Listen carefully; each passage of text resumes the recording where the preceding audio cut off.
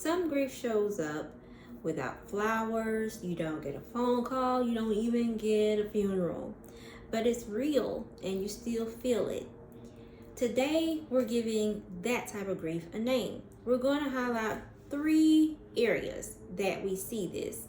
One would be grieving a relationship with someone, the wound grief, and then we're going to dig in and talk about what is probably going on a whole lot right now, the identity loss. I'm Coach MT, the founder of Simply the Best Coach Academy, where I help high achieving women and coaches alike find the clarity that they need to get where they're trying to go. So let's talk about when you're grieving the relationship that wasn't. See, we understand grieving the relationship that was.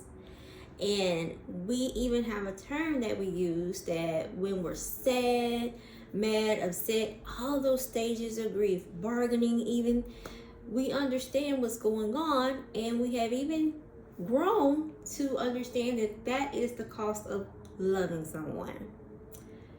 But when it's someone you didn't really necessarily even like or didn't like you, the love wasn't mutual, you don't immediately expect to grieve that person when they're no longer here. So you also can just have an estranged family member. Maybe someone, it's going to usually be someone that's really important, like a mom, dad, child, even siblings. But you've come to a point in your life where you understand and realize by whatever's going on in your life, that relationship will never be. See, that person is still here, but you're going to be grieving. Maybe y'all once even had that relationship, but you don't have it anymore. So you're going to grieve the loss of that. We don't usually look at it like that. We just feel like that person's always been there, and then poof, they're gone, but they're still walking around. And we may bump into them sometimes, some of us don't. And we feel like that we should be okay with that. Then you have those of us, I see this a lot with children who don't have a relationship. And when I say children, I mean adult kids that don't have the relationship with their parents that they wish they once would. Or in my case, you arrive at that relationship when it's almost time for them to go and you feel robbed. And then so when they depart from this earth, the grief is going to hit you. Wham. And you don't really even know what to do with that. You don't even know how to pack it in and feel it. It's just, it feels wrong. And you want it to stop. So the one thing that we tend to do is do what? Avoid it. Well, today we're no longer doing that, because the longer we avoid it, the longer we are putting off our healing. And I'm speaking from experience here, y'all. So we're going to embrace a little bit of discomfort, and we're going to put names to it. And then y'all know, if you're new here, I never bring nothing to the table and just leave you to stew in it. That's not what I do here. So you're going to leave here with a way for you to go and actually implement. And then the ones that want to take it a step further than that, then you can go to the website and book a call. Now, let's say you have a parent. We're going to pick on that one because it's the easiest for us really to understand. And y'all don't have the best of relationship. And a lot of times it's going to be with like the mom and daughter and the son and father. So most of the time we would expect it to be like a father-son, mother-daughter bond. That's not always the case. But in this instance, I had an individual who approached me, and they were going off again, just really venting. But this time the venting was different because they were in a hurtful instead of an annoyance of just needing to get it out. When you're a coach, you need to sense when the client is really ready to move on. Are they venting? Are they asking you for help? Or are they just wanting you to maybe kind of nurture and guide? Or do they just not know what to do? So we need to listen to what's not being said. So what was being said there is that, hey, I'm tired of this. I don't understand it. It's not fair. It don't make sense. And so the thing that my clients love about me is that I'm not here for you to like me. Everybody loves me. But if you, and that's okay if you don't like me, because the whole point is for you to get where you're trying to go, to get the healing that's out there for you. And if I'm not the person to be able to do that, coaches, this is where we need to hone it in and pack up and be authentic, so that the person can go on to the next person that can help them. And you should have a list of people that you can refer those said clients to. So you need to remove yourself. Sorry. But I just had to remind her that, because we've been here for a while, and remind her to what is actually going on. This is nothing new, and to understand that that relationship that they wish they had with that mom is never going to happen.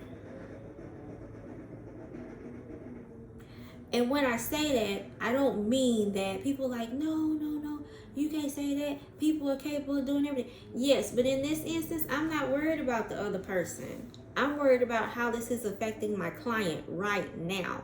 And what, if she heals from what is not and possibly will never be, what you don't understand is that may actually open the door for her to be ready for that opportunity if that other person ever reaches that point to where they want it to be something. But my client is going to be okay if they never arrive there, because right now she's not. And so that's what I'm talking about. You show up raw but with care. And we're going to talk more about that at another time. So with her embracing that, it hurts. But you know what? It hurt less than holding on and hoping and longing for something that would never be every single day in the back of your head that's playing. But when you go ahead and you face it, you can go ahead and grieve it properly. And then we can move on into the steps that we're going to talk about later today, to where you can process that and unpack it. And guess what? The most important thing, put it down so it could quit dragging you down. And you can rise up and live the life that you were meant to. Now, remember, we don't have control over what other people do. We just don't. And sometimes people are not going to like this, because there's a saying that you don't have to like me, but you will respect me. Some people are never going to respect you. But the thing that you can do is not associate with them. Like we say, I don't fool with you. Distance yourself. Set boundaries. Because they're for who? For them? No, they're for you. And then you're going to have to enforce the boundaries. That's where the unpleasantly comes, when you're enforcing them. Because a lot of people don't understand. People will call you mean. People will call you ugly. People will try to get over on you. But this is about you and your well-being and you actually healing. Now we're going to go to talking point number 2. Grab your tissues and make sure you have your journal handy, because we're going to use it later on. This one is heavily overlooked. And I don't understand why things that are associated with women are generally like just kind of brushed off to me in the culture. But womb grief is a real thing, y'all. And guess what? It's a big deal. So ideally what comes to mind when you think of that is someone that possibly lost a child and then lost the ability to have any more children. And we feel bad for them. We even maybe pray for them. We try to be there for them. But what we don't really understand is what's really transpiring right there. Some of us maybe even will wonder, well, why they can't move on? I mean, like, that was 2-3 years ago and they still just stuck.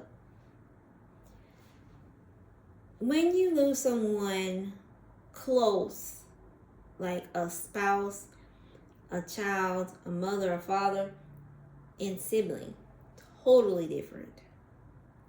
Totally different.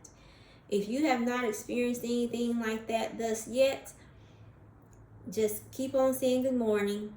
And I hope and pray that you're paying attention to the things that we're putting down and picking them up. And remember, if you don't remember how to apply them, you remember where to go back to get them. But it's a total different experience. And this is what I want you to understand. It's supposed to be. And even more so, you're not supposed to know what to do. And what I want you to do is give yourself permission to heal. Give yourself permission to heal. You hold on to it because you feel like that if I move on,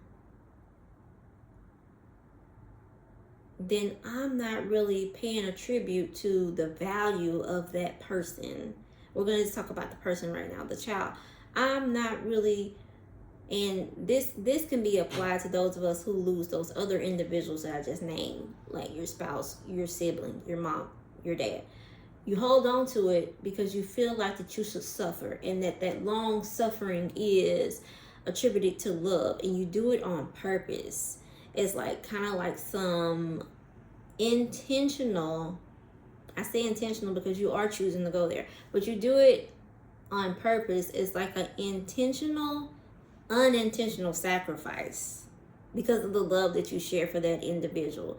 And you feel like that if you move on, that you are cheapening their value some kind of way. And you're not.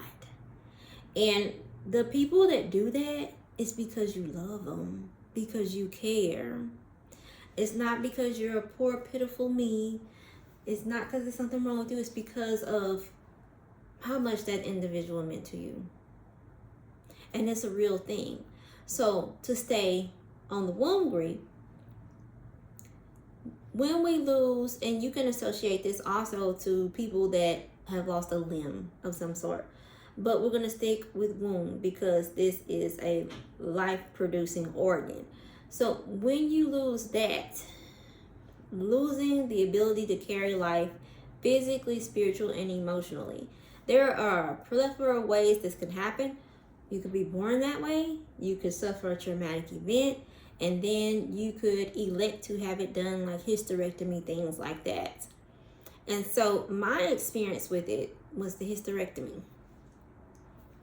And a lot of women in the past have continued to suffer with certain things because we internally, even if nobody else say it, some of us will feel like we're less than a woman because we are missing that body part. The less than a woman part, totally not true. But to actually miss that body part, totally normal. And then you go take it to another step. Now you are lacking the ability to do something that no one else can do but you. Bring another life in this world. And even if you don't want to have kids, you're done having kids, you're going to have your moments. And then some of you and us are pushed into this era before you're ready. Some of you know that, and then some of you will find out later. Like, for example, those who experience trauma. First of all, trauma is serious. So you're dealing with the issue at hand, no matter what it is, and then you're going to be dealing with the trauma as well. So it's a whole bunch of stuff for you to deal with. And it's going to take time, and you're going to have to give yourself grace. You're just going to have to do that. And no one can tell you when you should start and stop and how you should feel. The only thing that I will tell you to do is to feel.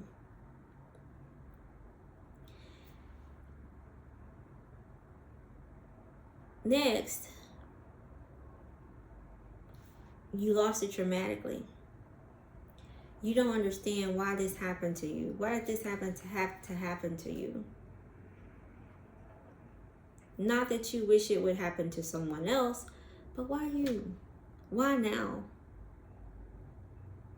Some of you had aspirations of having a big family. You just love kids. And some of you did not. But it's the fact of the point of it being taken from you. That's something to sit with and something to grieve. You're grieving all the children that will never come because of this decision. It doesn't make you selfish. It doesn't make you a bad person. It makes you a good person. It makes you a real person. It makes you a mother. So you overlook that, and especially the individuals that actually will lose that in the event with a child. Sometimes the loss of the child will overshadow that. And so you may actually deal with the grief from the loss of the child, but you don't actually deal with the grief of changing, of losing that body part, losing that God-given gift. That is a big deal to most of us, even if we don't choose to use it. So that's something to think about. I want you also to understand, because this really sits with me. This one right here just really hits me because of all the women that I see that suffer with this in silence in the past and still today when this is being recorded, and will continue to in the future while I'm recording the video. I want you to understand that you don't have to justify your grief. Nope. It's real, even if no one ever tells you, even if you feel like it's okay. It's not selfish. It's about survival and healing. And the only way we can heal for something, think about it as if you're bleeding internally. The only way that we can save you from doing that is to what? Find the bleeder. So we got to find it and we got to stop it. That's what all of this is about. And then we come to number 3, which a lot of people are experiencing today because of the uncertain times that we are in. And before we go there, I like to, every single client that I talk to today is being affected by what's going on in the world today. I want you to understand that has always been. It's just being, maybe it's a little bit more intense right now. And that's not going to change anytime soon. What we will do is that we will adjust and do the best with what we have. That's all you can do. So, you maybe just lost your job. That is the thing that you've been wanting to do since you were 5 years old. You worked hard, you went to school, you worked your way up the ladder, and you had this job for maybe 30 plus years. And then someone comes in and sends you an email and tells you that they no longer need your services. You are released. You're like, I plan on working at least 10 more years. This is all I've ever done, or I just love doing this. I'm not ready to go.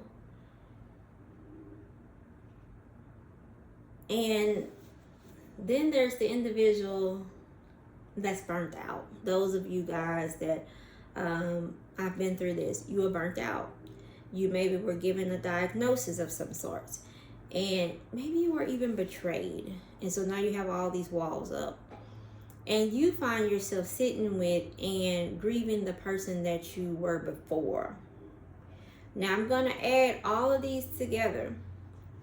After you experience this, that person that you were before, that's one of the things that we resist when it comes to grieving these properly, is that you want to get back to the person that you were, but you can't heal because you want to embrace the person that you are. You can't appreciate where you're going until you acknowledge where you've been and where you are right now. And you will forever be changed. And it doesn't have to be for the bad, no matter how significant, unfortunate those circumstances were. In my little 40-something years since I've been here on the earth, I've been exposed to more stuff than people that's been here 80. But I'm not going to allow it to change me for the bad, as much as sometimes I want to. But I'm not going to give it that power. I'm not going to give people that power. I'm not going to give life chances and situations that power. No. I'm going to sit with it and feel it and unpack it, and the whole point of unpacking is so I can put it down. I'm not going to carry that with me anymore. Does that mean it's not going to exist anymore? No, it's still there. I'm still going to run into it from time to time, and some of the stuff will happen again. but I'm building up true resilience and putting tools in my toolbox like you guys are today, so you will know where to go. If not exactly what to do, you will know where to go to get the tools that you need to get where you're trying to go. Some of you are already doing that because you're seeing therapists and doctors and talking to someone that you love. I encourage you to continue to do that. And some of you are looking for someone to talk to. Get on Google and find someone in your area if you need to see someone face to face. They have all kind of resources out there. And some of you are doing that, but you were like me. You feel like you're merely existing and you want a little bit more. You notice that it's affecting your everyday life. It's affecting your marriage, the way you have a relationship with your children. It's affecting it's affecting you at work. It's affecting your business. It's affecting your career. It's affecting school. You're tired of merely existing and you're ready to actually embrace. You are. You're ready and you totally can do it. And it's going to be a little painful at times, but it will be well worth it. We're doing wound care here. So we have identified 3 areas. One, we're grieving the relationship that wasn't, the wound grief, the actual death of the wound. I have a further, deeper explanation of that and inside of my book that's coming out. However, we also have number 3, identity loss. Grieving the person that you once were and never will be again. Because you're going to be something new. Right now, embrace the person that you are and be thankful for that. Give yourself grace. You are a beautiful person no matter where you are or what you're doing. You're still breathing. You still have time. If you have things that you need to go and tend to and repair and dreams and aspirations, you still have time. You're still breathing. So I want you to be a good steward of that time.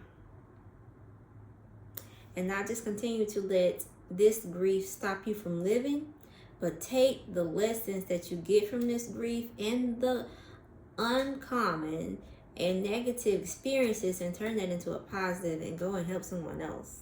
Because what you will find is that helping someone else will actually help you.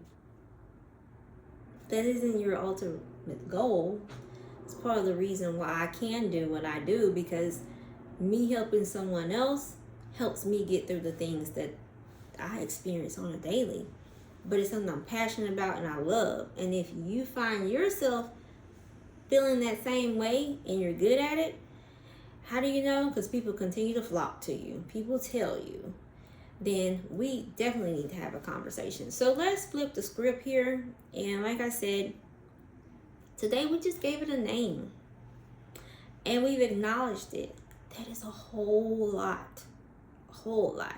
So now we're going to talk about how you're going to unpack it per se, so that you can clean it, put the things away, and move forward in your healing process. So we're going to use a little tool that I call Transactional Analysis. That's actually what it's called, but I use Transactional Analysis coaching with things like this because it helps you to see what's going on inside of your head. There are 3 people in your head.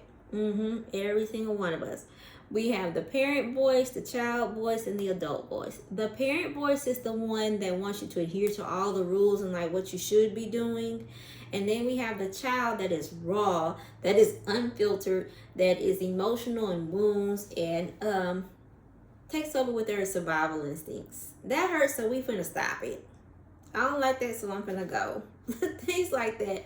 Then we have the adult voice, which we're embracing and working toward, who is grounded, compassionate, and you're a truth-telling person. That's the truth-telling part of you. We're not okay, but we can be. I can do this. So let me gather my notes and let's provide you with a little bit of more information. And if you want to go look this up in more detail, it's Transactional Analysis. So, and you know what? If you comment healing in the comments, I will send you the handout from this so that you can review it on your own. Now, what do those voices sound like when they're talking to you? So, since we're talking about grief, you're grieving an unusual kind of loss. So, like death of the estranged family member, the womb loss, and even when things get out of hand, the person that you once were. So, you may find the voices to become incredibly loud, and they may say things like this. The parent child might say, "You shouldn't still be upset. You made your choice." The child might whisper to you, "Why wasn't I enough? What's wrong with me?" Does that sound familiar? It does, doesn't it? But your adult voice is the one that I want you to wake up. That's the voice that say, "This hurts. It matters. I get to grieve, and even if no one understands."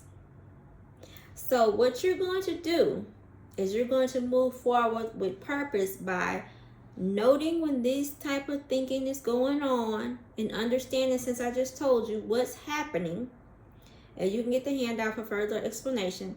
And then you're going to reroute your brain with the adult voice. You're going to give them the mic. Everybody else on mute, and let the adult voice talk. And then we're going to say, "This hurts, I matter, and I get to grieve even if no one else understands." And I'm going to go a second further. And I'm going to tell you to move forward slowly with intention. You get to sit there with that pain. You get to embrace it. You get to acknowledge. You get to feel whatever emotion is coming through. But you don't get to stay there. Okay? So we're going to flip the script on the things that we might have said. You're allowing grief right now to give others power over you. And when I say others, I mean other people, other things, other situations.